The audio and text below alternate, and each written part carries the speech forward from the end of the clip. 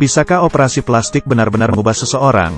Badan yang ideal, bibir yang seksi. Dialah superstar yang banyak fansnya. Liliko. Tapi dia sebenarnya tidak bisa bernyanyi. Juga tidak bisa akting. Bahkan di acara show pun berantakan. Dia sebenarnya bagaimana bisa terkenal? Tentu saja bergantung kepada mukanya yang cantik. Tapi sebenarnya, mukanya ini, semuanya hasil operasi plastik. Aslinya dia itu gemuk, hingga tidak berani menaikkan kepala. Hiroko memilihnya, dan membawanya pergi untuk operasi plastik. Liliko pun berubah. Dalam semalam berubah menjadi wanita cantik. Tiba-tiba menjadi terkenal.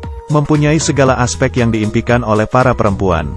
Operasi plastik bisa membuat penampilan luar jadi cantik.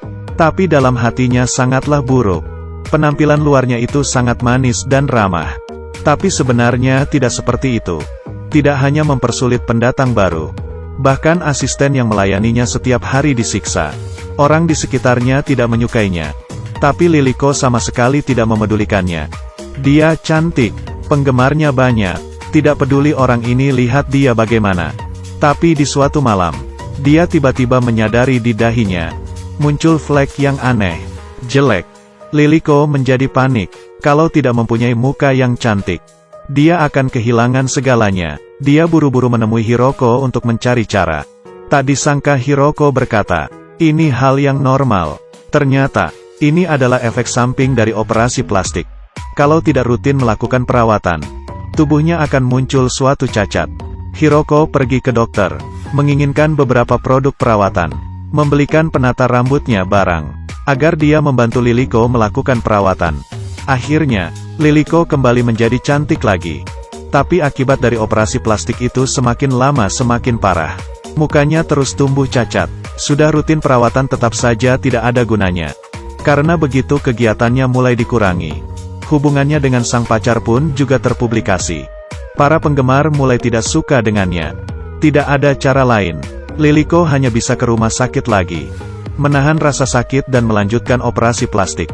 Di dalam hatinya jelas, hidupnya, yaitu bergantung ke operasi plastik.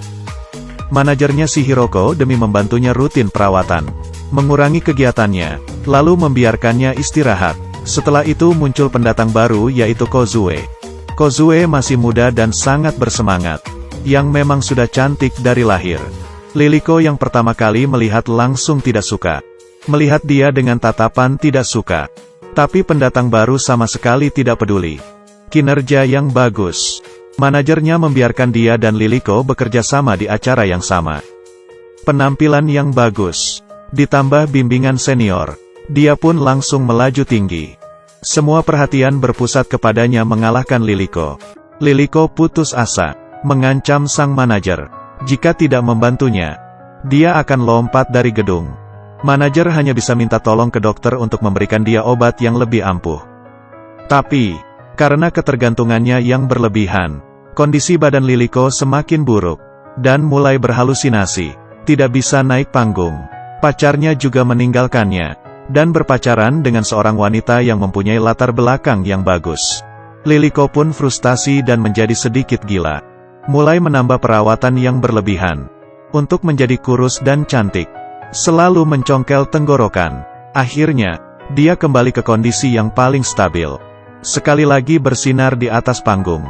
Penggemarnya semua kembali, pacarnya juga kembali lagi ke sampingnya. Tapi di saat dia mendapatkan itu semua, terjadi suatu kecelakaan. Seseorang memberikannya dokumen. Di dalamnya, ternyata adalah semua proses dia operasi plastik. Melihat Kozue yang di dalam TV, yang merebut semua miliknya, mulai tumbuh rasa benci di hati Liliko. Dia menyuruh asistennya untuk melukai muka Kozue. Di saat yang bersamaan, dia sudah mempersiapkan perawatan untuk dirinya sendiri. Memutuskan untuk di hari ulang tahunnya di suatu acara TV, melakukan penampilan terakhir. Sebelum acara dimulai, seekor kupu-kupu yang cantik terbang di sampingnya. Acara ini pasti akan berjalan dengan lancar. Tapi, acara itu berantakan. Karena kupu-kupu yang dia lihat sama sekali tidak ada. Tapi karena ketergantungan berlebihan dalam waktu yang lama, dan menyebabkan halusinasi, semua aksesoris yang ada di tempat, semuanya menjadi ada mata, dan semua menatapnya. dan mengetahui rahasia dia operasi plastik. Dia pun frustasi, bertindak seperti orang gila. Sekelompok kupu-kupu terbang ke arahnya. Dia mengusir dengan menggerakkan tangannya, lalu terjatuh ke lantai. Dan akhirnya mulai tenang. Manajer menghentikan semua kegiatannya, tapi Liliko masih mengira, dengan operasi plastik akan bisa kembali ke atas panggung. Dia melakukan operasi plastik lagi, tapi ujungnya malah semakin buruk. Di sisi lain, sang asisten melihat Kozue yang polos, tidak melakukan apa-apa kepadanya, dan setelah manajernya mengetahui, dia pun menyerah terhadap Liliko. Liliko membiarkan dirinya basah kuyup karena hujan, dan membayangkan hidupnya yang indah. Hingga menjadi gila, dia bertanya ke cermin. Dirinya bukannya wanita paling cantik di dunia, tapi kenyataan menariknya kembali lagi menjadi sadar.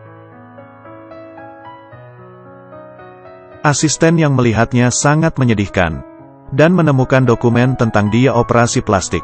Memutuskan untuk membantunya. Dia menyebarkan data-data tersebut, berharap semua orang bisa kasihan kepada perempuan itu. Tapi yang didapatkan malah, penggemar semuanya meledak, menolak kepalsuannya. Semuanya menjadi kata marah. Manajernya juga terlibat. Untuk melindungi nama baiknya, dia menyiapkan konferensi pers untuk Liliko. Membuatnya untuk minta maaf. Di tempat penuh sesak. Tapi situasinya sangat berbeda. Hari ini semua adalah cahaya yang begitu dingin. Liliko mengenang. Di saat dia berada di atas panggung dulu, semua orang menunggunya untuk berbicara. Tapi Liliko tiba-tiba mengambil sebuah pisau dan menggores matanya. Dia sudah melihat, operasi plastik memang memberikan semua yang dia inginkan, tapi juga merusak dia. Di balik keindahan yang tiada habisnya, hanya keinginan tanpa akhir yang membawa kesedihan dan kehancuran. Ini adalah karya yang disutradarai oleh direktur Mikami Nagawa pada tahun 2012.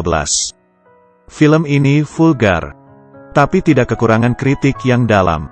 Ditambah sutradara yang berprofesi sebagai fotografer, menggunakan warna dan cahaya, melengkapi keseluruhan film, memiliki kecanggihan dan keindahan yang istimewa. Ya sudah, cerita hari ini sampai di sini. Yang suka silahkan ikuti terus. Kita ketemu lagi di selanjutnya.